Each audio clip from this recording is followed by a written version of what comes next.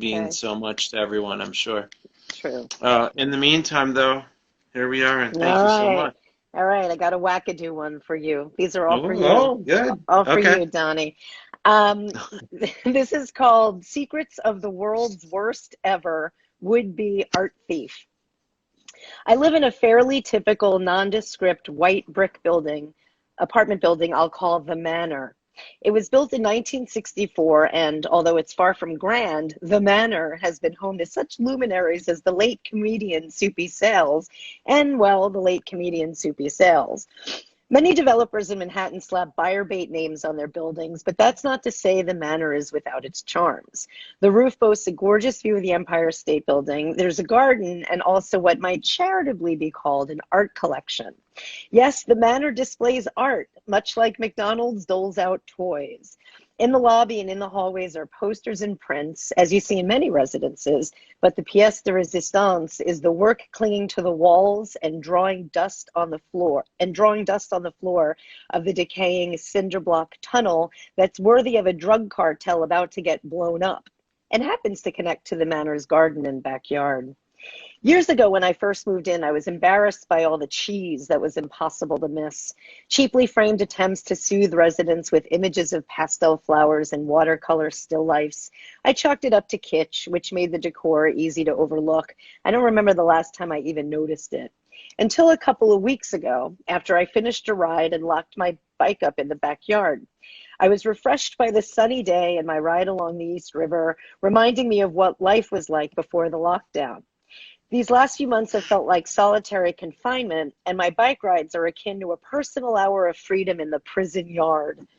On my way back through the tunnel, I saw what had been in front of me all along, a Modigliani, right there among the discarded plaster of Paris busts and paint-by-number landscapes. It looked to be a portrait of Jeanne Hébuterne, Modigliani's wife and muse, and here she was staring me in the face with the artist's signature pupilless eyes. How had I missed her? She'd been there forever. But now that I saw her, I decided she was real. Why couldn't she be that Caravaggio found in the French attic or that trove of Picasso's in the garage that landed on 60 Minutes? Why not a real Modigliani, lost to history in a cinder block dungeon in the bowels of an apartment building in New York City? Now, I'm no art detective. Still, I fumbled in the dark for a closer look to get a feel for the painting and decided that if she had been hanging there unmolested all this time, then shouldn't she just come home with me? I screwed up the courage, or criminality as the case may be, and lifted her off the wall, marveling at how light she was. She didn't have the heft a piece of her stature deserved. I peeled back the frame's hinges and set Jeanne Hébuterne free from her unworthy confines. Then I looked to the lower right corner, and there it was, Modigliani's signature. I needed to see her in the light of day, so I put the painting under my arm and headed inside, both hiding and not hiding my discovery, or theft, as I said hello to my favorite doorman and brought Jean upstairs and into my apartment. That's when I panicked. I just stole a Modigliani. I can't keep it here. Shit, shit, shit. I had a full-blown meltdown in broad daylight. Certainly, someone would notice the frame hanging on the wall by itself and wonder where that masterpiece went. I could see the email from the property management company now, asking for leads or a confession. What if there were security cameras? I raced back into the hallway, noticing for the first time in eons the child with dog acrylic on the wall beside the elevator bank, then again past my favorite doorman. I'll be right back, I said, as if he cared or even noticed the shenanigans I was up to. I took down the frame and let it lie against the wall behind a garbage can. That should do it. Then I ran back upstairs and called my friend Marissa, who I knew would love my news. You're never going to believe this, I said. There's a Modigliani in my building. There is not a Modigliani in your building, she said. Is it a poster? I looked at Jeanne Hébuterne and saw that she was, in fact, a poster. God damn it.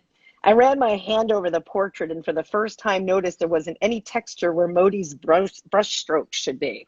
It was entirely flat, and that wasn't a canvas, that was cardboard.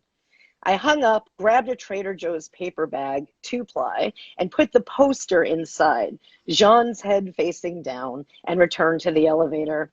I told my favorite doorman I'd be right back and disappeared once again to the tunnel.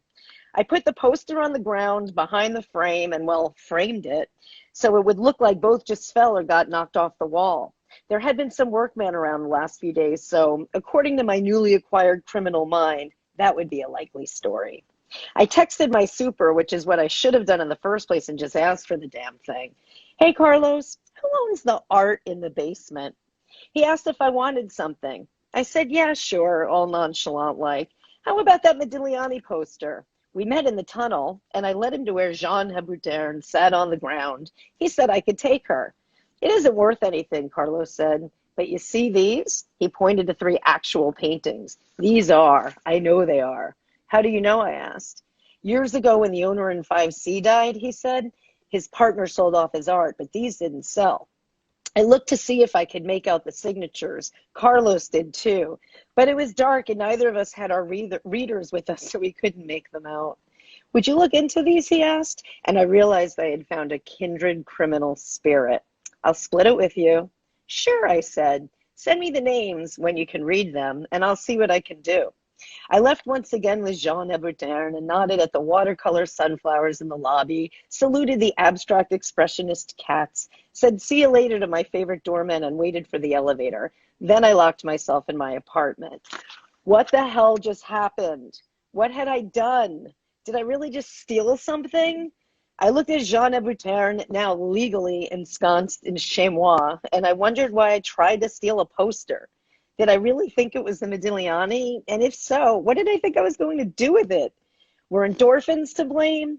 Fresh air or a light breeze or too much sunshine reflected on the East River? I didn't know the answer to any of those questions, and I still don't. It remains beyond me at the moment, like so many things these days. But I will be thinking about that afternoon for a long time to come. That dreamy afternoon when I was kind of an art thief. That's it.